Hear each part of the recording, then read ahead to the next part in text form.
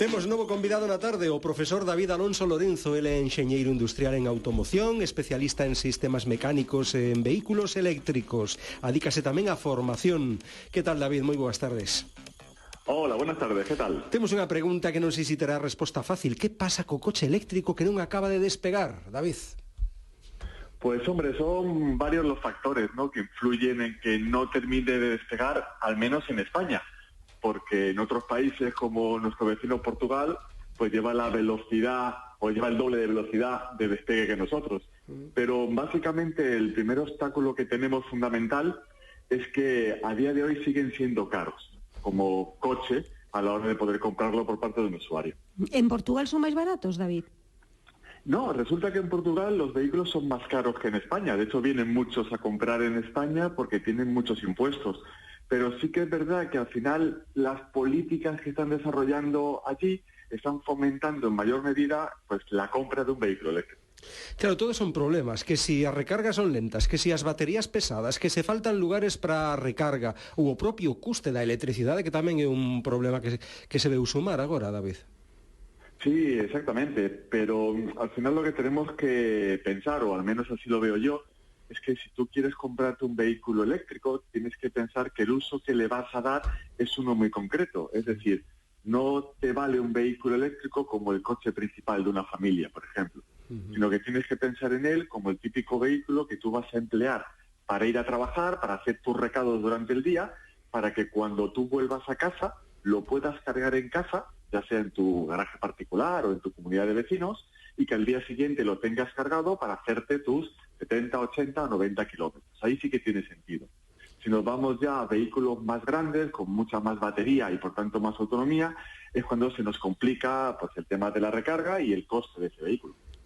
É dicir, que tives o vehículo eléctrico como segundo vehículo da familia, non para desplazamentos longos, e por Europa adiante, falabas do caso de Portugal, pero por exemplo Alemania, Francia, están apostando por este tipo de vehículo, están nese momento de debate de, sí, que suprimimos motores de combustión a partir de determinada data, pero como vai ser o vehículo do futuro? Que podemos esperar?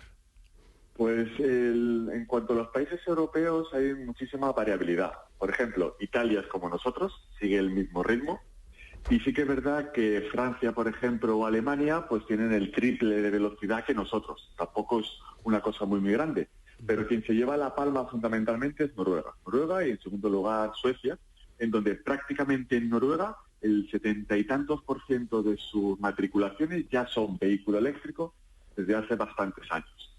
Con lo cual es un tema de filosofía de país y de querer trascender y realmente cambiarte a esta tecnología. En cuanto al futuro, no sé decirte, porque el vehículo eléctrico está claro que no va a ser la única solución a la movilidad, sino que vamos a tener pues varias opciones o varias alternativas, aunque casi todo pase, desde mi punto de vista, porque el motor sea eléctrico. Lo que va a variar es la fuente de energía que alimenta esos motores eléctricos. É que eu creo que a maioría estamos como esperando a ver que pasa, sí. verdade? No, xa Sí. un motor de combustión xa parece que non nos animamos. Sobre todo es que facemos moitos kilómetros, claro, ¿no? Que un estamos eléctrico aí... non se sabe, os híbridos tampouco se sabe. Estamos esperando a ver se Falase sacan do hidróxeno, pero tampouco acaba de unha despegar terceira a cousa. vía ou chamalle X, non? Sí, sí. Non te parece, David, que estamos aí nun impasse? Sí, hay mucha gente que tiene un montón de dudas. A nosotros nos preguntan bastante, oye, ¿qué hago? ¿Qué coche me compro? ¿Qué me recomiendas? Ah, pois mira, eu vouche facer tamén esa pregunta. Ti, a día de hoxe, que me recomendas? Neste 2023, que me recomendarías que mercase se quixera, eso, cambiar de Pues coche? mira, si tu coche, tu objetivo de compra es un coche principal para la familia, yo me compraría un vehículo híbrido, enchufable, sin dudarlo. Híbrido Pero enchufable, vale. Si tú tienes capacidad de cargarlo en tu casa, es decir, si tienes una vivienda particular y montas un punto de recarga, o en tu garaje comunitario, pues tienes la posibilidad de montarte un pequeño punto de recarga. Entonces me compraría un híbrido enchufable. ¿Por qué? Porque para los desplazamientos por ciudad, pues muy posiblemente vas a circular solo en eléctrico siempre y apenas arranques el motor de combustión, con lo cual es como si tuvieras un vehículo eléctrico, un pequeño vehículo eléctrico.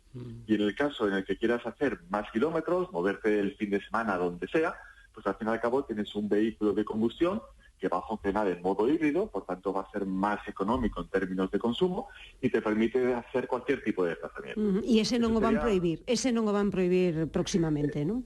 Al final no van a prohibir nada de forma radical. Fijaros que hablamos de 2035 con el final del vehículo de combustión y ya Alemania ha dado marcha atrás. Ha dicho, no, quizás no es la mejor idea, vamos a hacerlo con un poquito más de calma y más lógica. Con lo cual, al final va a seguir existiendo el motor de combustión y va a convivir con el vehículo eléctrico, con los híbridos, como comentabais antes, con el vehículo de hidrógeno, con combustibles sintéticos, que también se está avanzando bastante, y al final tendremos un abanico interesante y relativamente grande de opciones de movilidad. E son máis caros de reparar no caso dunha avaría un coche eléctrico, David? Pues a día de hoy son más caros de reparar. ¿Por qué? Pues porque no hay apenas piezas que te vendan para poder reparar un pack de baterías, el paquete de motorización eléctrico o cualquier componente de sistemas de alta tensión. Al final está pasando cuando, al igual que salieron las cajas de cambio automáticas, que no tenían reparación, eran muy caras y por tanto la gente tenía mucho miedo. A medida que se implanta la tecnología del cambio automático, empezó a existir mucho más piezas de recambio y exactamente pasa lo mismo con vehículo eléctrico. No se sabe reparar bien todavía, no tenemos piezas para poder repararlo y por otro lado, pues al final cualquier tipo de, por ejemplo, avería que tenga en el vehículo, pues al final se vende o se intenta llevar a desguace. Es decir, prácticamente no se reparan cuando tiene una avería muy grande. Pois David Alonso, non sabes canto che agradecemos estes minutos de información, de divulgación que foron moi reveladores, neste momento de confusión que temos moitos dos potenciais compradores dun novo vehículo ou de sustitución do vehículo que temos, porque xa teñen os seus anos e estamos aí nese mar de dúbidas que nos asalta esta situación tan cambiante. Moitas grazas, David, boa fin de semana. Igualmente, un placer. O profesor David Alonso Lorenzo, enxeñeiro industrial en automoción, especialista en sistemas mecánicos, en vehículos eléctricos.